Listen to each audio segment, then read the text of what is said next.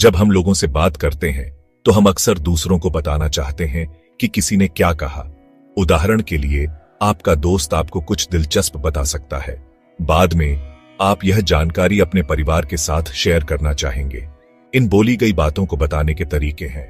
English में इसे सही ढंग से समझना बहुत जरूरी है।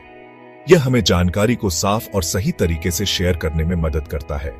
यह स्किल रोजमर्रा की बातचीत, कहानियां लिखने और यहां तक कि फॉर्मल रिपोर्टिंग में भी काम आता है। इन तरीकों के बारे में सीखने से आपकी इंग्लिश कम्युनिकेशन बहुत बेहतर और सटीक हो जाएगी। हम इस गाइड में इन 2 मुख्य तरीकों को जानेंगे जिससे आपको समझना आसान होगा।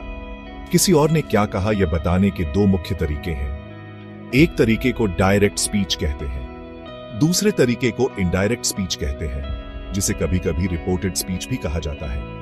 दोनों तरीके काम के हैं, लेकिन उनका इस्तेमाल अलग अलग सिचुएशन में होता है और उनके नियम भी अलग अलग होते हैं। डायरेक्ट स्पीच में व्यक्ति के बोले गए एग्जैक्ट शब्द होते हैं। इनडायरेक्ट स्पीच में व्यक्ति ने क्या कहा उसका मतलब बताया जाता है, लेकिन हमेशा उसके एग्जैक्ट शब्द नहीं होते।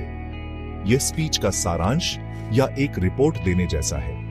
यह जानना कि किस टाइप का इस्तेमाल कब और कैसे करना है आपको इंग्लिश में ज्यादा इफेक्टिव तरीके से बातचीत करने में मदद करेगा। यह गाइड इन दोनों को आसान तरीके से समझाएगी। डायरेक्ट स्पीच किसी के कहे हुए शब्दों की रिकॉर्डिंग चलाने जैसा है।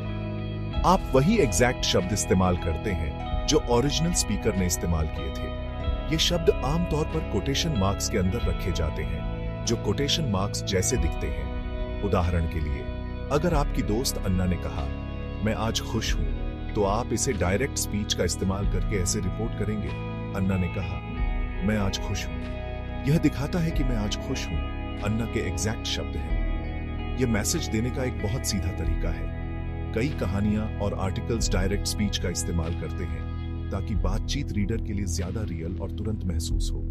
इनडायरेक्ट स्पीच दूसरी तरफ अलग है। यह स्पीकर के एग्जैक्ट शब्दों का इस्तेमाल नहीं करती। इसके बजाय यह कहे गए शब्दों का मतलब बताती है। आप इनडायरेक्ट स्पीच के साथ कोटेशन मार्क्स का इस्तेमाल नहीं करते। उदाहरण के लिए, अगर अन्ना ने कहा, मैं आज खुश हूं, तो आप इसे इनडायरेक्ट स्पीच का इस्तेमाल करके ऐसे रिपोर्ट कर सकते हैं, अन्ना ने कहा कि वह उस दिन खुश थी। ध्यान दें कि शब्द थोड़े बदल गए हैं और कोटेशन मार्क्स हट गए हैं। यह फॉर्म बहुत आम है जब हम बाद में बातचीत को दोहराते हैं। यह अक्सर कहानी सुनाने में या जब कई लोगों ने क्या कहा उसका सारांश देते समय ज्यादा नेचुरल लगता है। हम देखेंगे कि ये बदलाव कैसे होते हैं।